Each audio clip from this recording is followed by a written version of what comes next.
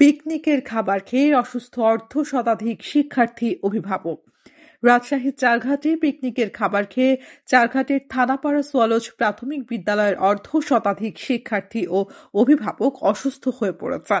সোমবার দুপুর থেকে মঙ্গলবার দুপুর 2টা পর্যন্ত 52 জন চারঘাট উপজেলা স্বাস্থ্য কমপ্লেক্সে ভর্তি হয়েছেন। চিকিৎসকরা বলছেন, ফুড পয়জনিং এর কারণে তারা অসুস্থ হয়ে পড়েন। জানা গেছে, চারঘাট উপজেলা সদরের বেসরকারি প্রতিষ্ঠান থানাপাড়া সোয়ালজ প্রাথমিক বিদ্যালয় থেকে রোববার সকালে শিক্ষার্থী ও অভিভাবক সহ 180 জন গোদাগাড়ী উপজেলার সাফিনা পার্কে পিকনিকে যান। এর মধ্যে 47 জন ছিলেন ওই বিদ্যালয়ের শিক্ষার্থী ও বাকিরা অভিভাবক ও তাদের আত্মীয় স্বজন।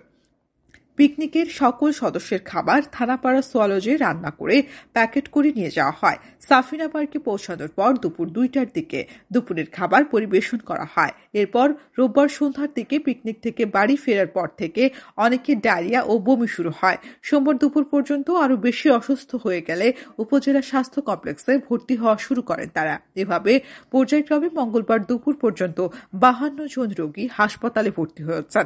তবে যাদের শারীরিক অবস্থা কিছুটা ভালো, তারা বাড়িতেই ডায়রিয়ার চিকিৎসা নিচ্ছেন বলে জানা গেছে। স্বাস্থ্য কমপ্লেক্সে চিকিৎসা নিতে আসা রূপালী খাতুন বলেন, রোববার খাবার খাওয়ার পর রাত থেকে আমার 2 মেয়ে ডায়রিয়া শুরু হয়েছে। সোমবার থেকে অবস্থা আরও খারাপ হয়েছে। এখন 2 মেয়েকে নিয়ে হাসপাতালে ভর্তি রয়েছে। স্যালাইন চলছে, তবে ভীষণ দুশ্চিন্তায় আছি। থানাপাড়া সোয়ালজ প্রাথমিক বিদ্যালয়ের প্রধান শিক্ষক অমিতাভ নেওয়াজ বলেন, খাবার রান্না করে সুন্দরভাবে পরিবেশন করা হয়েছে, কিন্তু কি কারণে ফুড পয়জনিং হয়েছে তা বুঝতে পারছি না। আমার নিজের মেয়েও অসুস্থ হয়ে ভর্তি আছেন। চারঘাট উপজেলা স্বাস্থ্য ও পরিবার পরিকল্পনা কর্মকর্তা ডাক্তার তৌফিক রেজা বলেন, ফুড পয়জনিং এর কারণে তারা অসুস্থ হয়ে পড়েছেন। শিশু বিশেষজ্ঞ সহ চিকিৎসকরা সার্বক্ষণিক খোঁজ খবর রাখছেন। ইতোমধ্যে অনেক রোগী বাসায় ফিরে গেছেন।